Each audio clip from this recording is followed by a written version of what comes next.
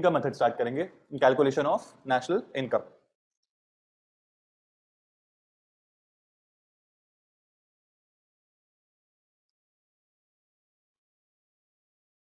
अभी हम याद करते हैं स्टार्टिंग वाली बेसिक्स पे, एक छोटा सा रिवीजन डायरेक्टली रिलेटेड है अभी आज के कॉन्सेप्ट से।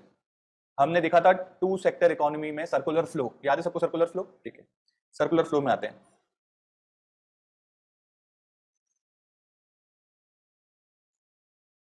सर्कुलर फ्लो में क्या था? एक था हाउस होल्ड, एक था हमारा प्रोड्यूसर। वो 40 लैक्स वाला एग्जांपल सबको याद है? 40 लैक्स वाला हाउस होल्ड क्या देते थे?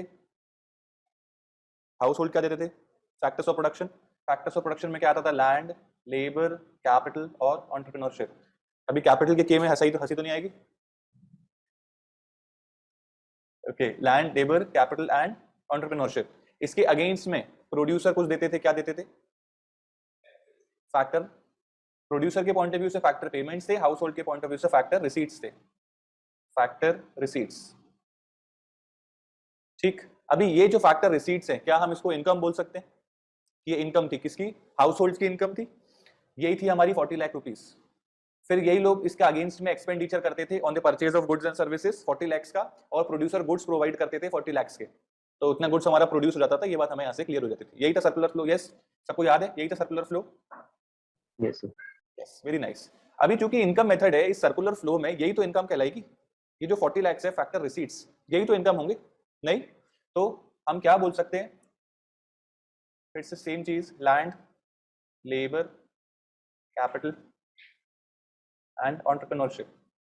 लैंड के अगेंस्ट में हमें क्या मिलता है? रेंट। एक वर्ड अब मैं यूज कर रहा हूं, एंड रॉयल्टी। लेबर के अगेंस्ट में हमें क्या मिल रहा है? Salary and wages. कैपिटल के अगेंस्ट में हमें क्या मिल रहा है? इंटरेस्ट। एंटरप्रेन्योरशिप के अगेंस्ट में हमें क्या मिल रहा है? प्रॉफिट। अभी ये रॉयल्टी क्या है, पहले इसी को एड्रेस कर लेते हैं। बुक्स के जो पब्लिशर्स होते हैं वो बुक पब्लिश करते हैं, तो पब्लिशिंग हाउस उनको रॉयल्टी प्रोवाइड करता है।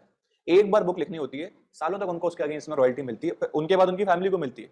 एक ये चीज, मैकडोनल्ड्स के दुनिया में कहीं भी एक भी बर्गर सेल होता है तो कुछ पैसे की रॉयल्टी जाती है जो मेन ओनर्स हैं आपके मैकडोनल्ड्स के। तो ये रॉयल्टी क्या है? Royalty is a type of rent जो जनरली किसी आइडिया के लिए होता है। कोई एक आइडिया जनरेट किया है, वो आइडिया से एक बहुत अच्छा बिजनेस मॉडल बन गया है, अब वो मॉडल उस आइडिया जनरेटेड पर्सन को कॉन्स्टेंटली एक रेंट देता रहेगा, जिसको हम रॉयल्टी बोलते हैं। क्लियर है ये पॉइंट सबको? ठीक है, तो royalty is a type of rent. Okay, कई जगह पर रॉयल्टी प्रॉफिट का भी पार्ट होता है, पर अभी हम उसको कंसीडर यहाँ पर नहीं कर रहे हैं। चलिए अब वापस से आते हैं। तो क्या हम इसको इस तरीके से बोल सकते हैं कि हमारे पास ये जो पोर्शंस हैं, ये सारी दीज आर ऑल इनकम्स। कौन सी? Factor incomes. कौन सी इनकम्स हैं ये? Factor incomes. यस और नो? पक्का? और यही हमारा इनकम मेथड है, यही हमारा इनकम मेथड है। लेकिन इनकम मेथड में जब हम इसको पढ़ते हैं तो इस तरीके से नहीं पढ़ते। हमारे पास क्या क्या चीजें हैं? हमारे पास रेंट है, सैलरी है, इंटरेस्ट है एंड प्रॉफिट है। तो हम क्या करते हैं, इसको पढ़ने के लिए इसको 3 पार्ट्स में डिवाइड कर लेते हैं। एक हो जाता है हमारा सैलरी एंड वेजेस, दूसरा हो जाता है हमारा, इसमें आ जाता है आपका rent plus interest plus profit. एक और इसमें से तीसरा निकल के आ जाता है, जिसको हम बोलते हैं mixed income. Salary and wages को हम बोलेंगे कंपनसेशन टू एम्प्लॉइज।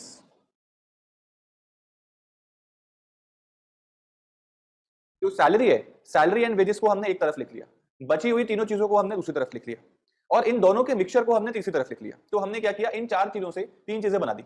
एक चीज में हमने पूरी स्पेसिफिकली सैलरी एंड वेजेस ले लिया, बची हुई जो 3 चीजें उसको हमने दूसरे पोर्टफोलियो में डाल दिया, दूसरे बॉक्स में डाल दिया। एक तीसरा बॉक्स क्रिएट किया उन लोगों के लिए जो सैलरी एंड वेजेस भी अर्न करते हैं रेंट, इंटरेस्ट या प्रॉफिट में से तीनों में से एक या दो या तीनों एक साथ करते हैं। एक ही पर्सन जो सैलरी भी ले रहा हो, रेंट भी ले रहा हो, वो कहां जाएगा? वो सर यहां जाएगा। जो सिर्फ सैलरी ले रहा है वो यहां जाएगा। जो रेंट, इंटरेस्ट या प्रॉफिट में से कोई एक, दो या तीनों चीज ले रहा है वो सिर्फ यहां जाएगा। जो इन दोनों का मर्ज में से कोई एक चीज ले रहा है वो मिक्स इनकम में जाएगा। Making sense? तो हमने कुछ नहीं किया, फैक्टर इनकम्स को ही प्रॉपर्ली क्लासिफाई कर लिया तीन जगहों पर। तो जो सैलरी एंड वेजेस है उसका हमने जो नाम दिया उसको हमने नाम दिया compensation to employees. Rent, interest and profit को हमने नाम दिया ऑपरेटिंग सरप्लस। मिक्स इनकम को हमने नाम दिया मिक्स इनकम। मैं यहां पर मिक्स इनकम को ऑल ऑफ द अबव भी लिख सकता था, पर मैं जानबूझ के एक पॉइंट ऐड ऑन नहीं करा आपके ब्रेन में याद करने के लिए। जब वही चीज है तो वही चीज याद करेंगे। फिर से आते हैं। सो हमने क्या चीज देखी? इनकम मेथड बहुत सिंपल मेथड होता है। मतलब तीनों मेथड में से सबसे इजी वैल्यू एडिशन है, फिर इनकम है, फिर एक्सपेंडिचर है। तो हम उसी क्रोनोलॉजी में भी चल रहे हैं। इनकम मेथड में क्या बोल रहा है? कोई नया पॉइंट यहां पर है ही नहीं। कैसे? कि वो जो सर्कुलर फ्लो में हमने लैंड, लेबर, कैपिटल, एंटरप्रेन्योरशिप के अगेंस्ट में जो हमको फैक्टर रिसीट्स मिले थे उसी को हम अपनी इनकम मानते थे। हमने तब भी उसको इनकम माना था। हाउस होल्ड की इनकम क्या है? हाउस होल्ड की इनकम यही है, फैक्टर रिसीट्स। यही फैक्टर रिसीट्स हाउस होल्ड की इनकम है। तो इसका मतलब इनकम मेथड में इन चारों चीजों के अलावा कुछ और होना चाहिए? नहीं होना चाहिए। सो हमने क्या किया? सिर्फ एक एक्सप्रेशन में इन चारों चीजों को क्या रखा? तीन जगह पे एक्सप्रेस कर दिया। एक्चुअली दो जगह पे एक्सप्रेस किया है, थर्ड को हमने कॉम्बिनेशन बना दिया। फर्स्ट क्या था? सैलरी एंड वेजेस, एक तरीके का एक्सप्रेशन ये है। दूसरा rent, interest and profit, expression हमारा ये है। तीसरा मिक्स्ड। ठीक, अब अगर हमको सिर्फ इंटरेस्ट की बात आएगी तो आप कहां पे पुट ऑन करोगे उसको? ऑपरेटिंग सरप्लस में। सिर्फ रेंट की बात आएगी तो आप उसे बोलोगे कहां जाएगा? वो ऑपरेटिंग सरप्लस में जाएगा। प्रॉफिट की बात आएगी तो आप उसे कहां बोलोगे? ऑपरेटिंग सरप्लस में। सिंपल है। अगर तीनों आएंगे तो तीनों नहीं, दो ही आ सकते हैं। अगर दोनों का मिक्सचर आएगा तो मिक्स इनकम है। फॉर एग्जांपल मेरा एग्जांपल है, मैं perfect example of mix income. First half में I am a salaried person, I am at university. Second half में मैं सेल्फ एम्प्लॉयड हूं, मुझे यहां से प्रॉफिट जनरेट होता है। अच्छा, मान लो मेरी कोई प्रॉपर्टी होती, उस प्रॉपर्टी को मैंने कहीं रेंट पे दिया होता तो वो वाला पोर्शन भी मेरे पास आ जाता। मेरे पास ह्यूज कैपिटल होती, इसको मैंने कहीं पे इन्वेस्ट किया होता इंटरेस्ट के बेसिस पर, तो वो भी मेरा पोर्शन यहां पर बन जाता। तो मिक्स्ड इनकम में क्या होता है? दिस, इन तीनों में से कोई एक, दो या तीन, उन सबका टोटल अगर हम कर देंगे तो वो हमारा मिक्स्ड इनकम हो। क्लियर है सबको अभी यहां तक? क्लियर है? लिख लीजिए वापस को, फिर और आगे देखेंगे।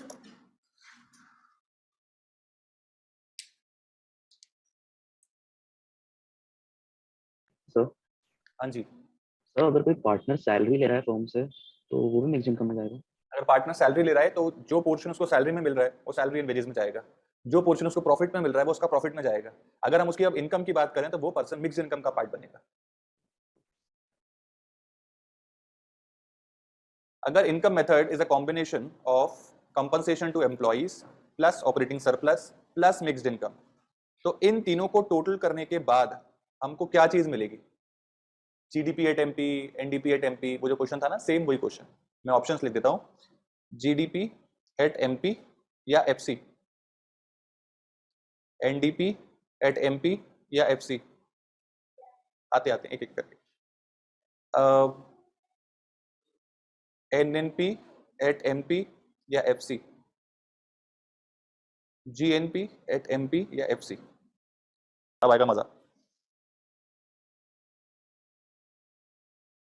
चलिए चेक करते हैं। सबसे पहले नेशनल तो होगा ही नहीं, ऑलवेज डोमेस्टिक, एवरी टाइम। तो सबसे पहला डिसीजन डीपी, डोमेस्टिक प्रोडक्ट। इसमें तो कोई डाउट मत रखना, हर बार कुछ भी हो सबसे पहला आंसर जो आएगा वो डीपी ही आएगा। क्या सर एनडीपी आपका एनपी नहीं आ सकता? आ सकता है, लेकिन इन दैट केस जो गवर्नमेंट है, जो कलेक्टिंग एजेंसी है, उसको सब जगह के इंडियन से देखने पड़ेंगे, जो टफ है। सिर्फ इंडिया को पकड़ना आसान है कि इंडिया के अंदर क्या चल रहा है। ठीक है, इसलिए प्राइमरीली जो भी निकलता है वो डोमेस्टिक से ही निकलता है। ठीक है, अभी हम एक्सपेंडिचर मेथड से भी जाएंगे, तब भी हम सिर्फ इस पोर्शन को ही चेक करेंगे। जब मैं पूछूंगा कि क्या करना है, इसमें क्या आंसर आएगा, तो आप बोलोगे सर डीपी। डीपी तो पक्का हो गया। ठीक है, चलिए आगे देखते हैं। नेक्स्ट, अभी डिसीजन लेते हैं कि एमपी है कि एफसी। मुझे बताओ एफसी का मतलब क्या है और एमपी का मतलब क्या है? एमपी का मतलब है मार्केट प्राइस से, एफसी का मतलब है फैक्टर कॉस्ट से। फैक्टर कॉस्ट मतलब फैक्टर्स ऑफ प्रोडक्शन प्लस, मतलब फैक्टर कॉस्ट प्लस प्रॉफिट। तो मुझे बताओ क्या ये सारी फैक्टर रिसीट्स ही फैक्टर कॉस्ट नहीं होती? फैक्टर रिसीट्स और फैक्टर कॉस्ट, प्रॉफिट इंक्लूडेड है, cost plus profit is factor cost, यही पढ़ के आए थे हम तब भी। तो ये सारी आपकी कॉस्ट हो गई, सॉरी ये सब आपकी कॉस्ट हो गई, ये आपका प्रॉफिट हो गया। तो इससे हमें क्या मिल रहा है? एफसी। एमपी नहीं होगा यहां पर। ठीक, अच्छा एफसी है तो हम मैं कुछ छोटी छोटी चीजें भी लिख देता हूं यहां पर। आपके पास है फैक्टर रिसीट्स, फैक्टर पेमेंट्स,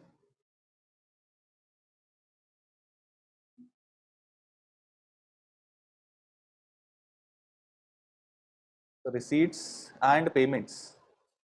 की बात चल रही है यहाँ पर, इसका मतलब एफसी का डिसीजन है हमारे यहाँ पर, एफसी की बात चलेगी।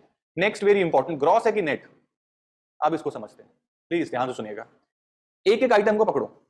क्या कभी किसी को सैलरी और वेजेस पोस्ट डेप्रिसिएशन मिली है क्या, कि प्री डेप्रिसिएशन मिली है? ओहो हो, अभी सैलरी आ गई आपके पास, अभी तो डेप्रिसिएशन माइनस करना है इसमें, सैलरी में तो डेप्रिसिएशन होता ही नहीं है, बिल्कुल जेन्युइन पॉइंट है। तो इसका मतलब ये जो वैल्यू सैलरी की आ रही है इसमें डेप्रिसिएशन माइनस नहीं होना, इसमें डेप्रिसिएशन माइनस नहीं है। तो ये ग्रॉस है कि नेट है? नेट।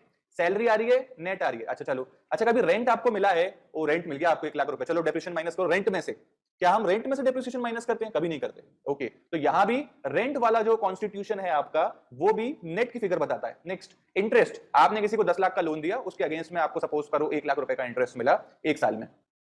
अभी इस इंटरेस्ट में कोई डेप्रिसिएशन माइनस करने वाले हो क्या आप? नो। तो ये जो इंटरेस्ट है ये भी पोस्ट डेप्रिसिएशन या नॉन इफेक्टिव ऑफ डेप्रिसिएशन है, नेट का फिगर, इसमें कोई डेप्रिसिएशन माइनस नहीं होगा। एंड फाइनली प्रॉफिट, हम किसको प्रॉफिट मानते हैं? ग्रॉस प्रॉफिट को प्रॉफिट मानते हैं कि नेट प्रॉफिट को प्रॉफिट मानते हैं? नेट प्रॉफिट को प्रॉफिट मानते हैं। इसका मतलब डेप्रिसिएशन माइनस हो चुका है, तभी तो ये प्रॉफिट आया है। Making sense? मिक्स्ड इनकम इन्हीं का ही सबका मिक्सचर है, तो उसको तो हम कंसीडर करना ही नहीं है। एक मिनट होल्ड करिएगा।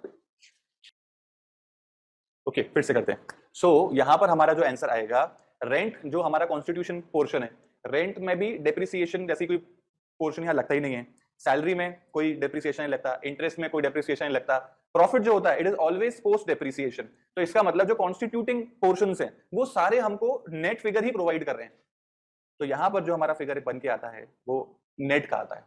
तो आंसर यहां पर जो निकल के आएगा, इनकम मेथड से जो आंसर आएगा वो आएगा एनडीपी एट एफसी।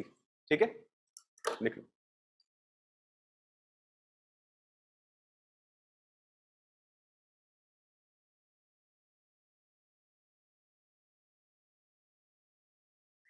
ये पोर्शन क्लियर हो रहा है क्या कि इनकम मेथड से हमको एनडीपी एट एफसी मिलता है विद प्रॉपर रीजनिंग। मैं नहीं चाहता कि मेरा एक भी बच्चा इस बात को रटे कि इनकम से ये आता है, आपका ग्रॉस वैल्यू एडेड से ये आता है, जो भी आता है, एंड एक्सपेंडिचर से ये आता है, ये मैं नहीं चाहता। आई रियली वांट कि आपको उसका लॉजिक क्लियर हो कि इससे ये इसीलिए आता है। तो वैल्यू एडेड से जीडीपी एट एमपी क्यों आता है, पॉइंट क्लियर है, क्योंकि जो भी गुड्स प्रोड्यूस हुए हैं उस पर भी डेप्रिसिएशन नहीं लगा तो वो ग्रॉस आ गया, डीपी सब में कांस्टेंट है। एंड गुड्स जो हम परचेज करते हैं वो हमेशा मार्केट प्राइस पे होते हैं, तो वैल्यू एडिशन मेथड पे we always have GDP at MP. ठीक, नाउ इनकम मेथड पर ये सारे कॉन्स्टिट्यूशन पोर्शंस हैं इनकम मेथड के, और इन सब में कहीं भी डेप्रिसिएशन या तो आता नहीं है, आता है तो it is always post depreciation value जो प्रॉफिट की है इन दिस केस। तो इसलिए हमारा जो वैल्यू आते हैं it is always net value, and these are the constituting agents of factor cost. Factor cost में होता ही क्या है? फैक्टर्स ऑफ प्रोडक्शन, उन्हीं की हम बात कर रहे हैं। तो एफसी का डिसीजन इनके चक्कर में, एंड नेट का डिसीजन डेप्रिसिएशन के चक्कर में, डीपी सब में कांस्टेंट है। ये क्लियर है? इनकम मेथड से एनडीपी एट एफसी आता है। ठीक है, नेक्स्ट, अब आगे बढ़ते हैं, नेक्स्ट क्वेश्चन पे आते हैं। अगर क्वेश्चन आपके पास आता है, क्वेश्चन लिख लीजिए साथ के साथ, कैलकुलेट नेशनल इनकम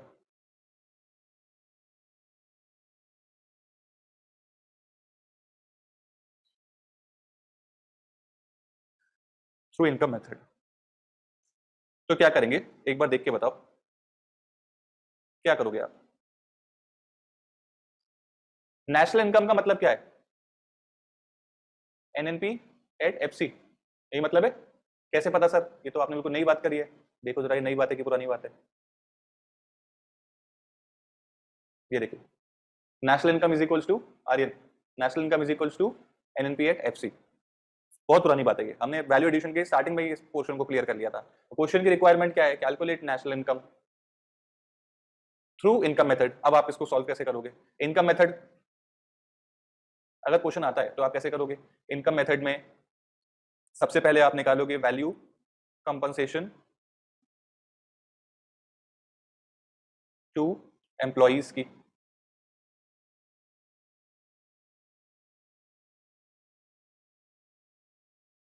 उसके बाद आप क्या करोगे? आप निकालोगे ऑपरेटिंग सरप्लस, इसकी वैल्यू, फिर आप निकालोगे मिक्स्ड इनकम। जैसे ही आप इन तीनों को प्लस करोगे तो आपको क्या मिलेगा? एनडीपी एट एफसी, ये आपको मिल गया। चाहिए क्या? NNP at FC. तो हम क्या करेंगे यहाँ पर?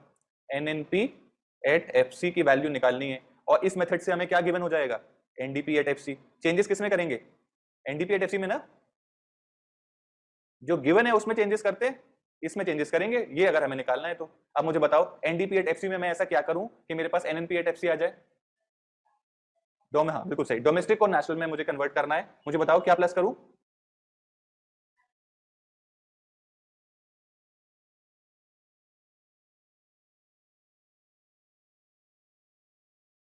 Factor income earned by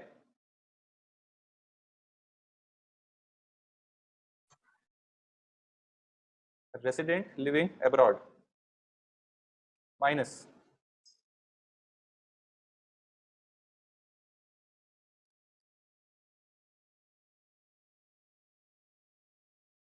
factor income earned by non resident living in India.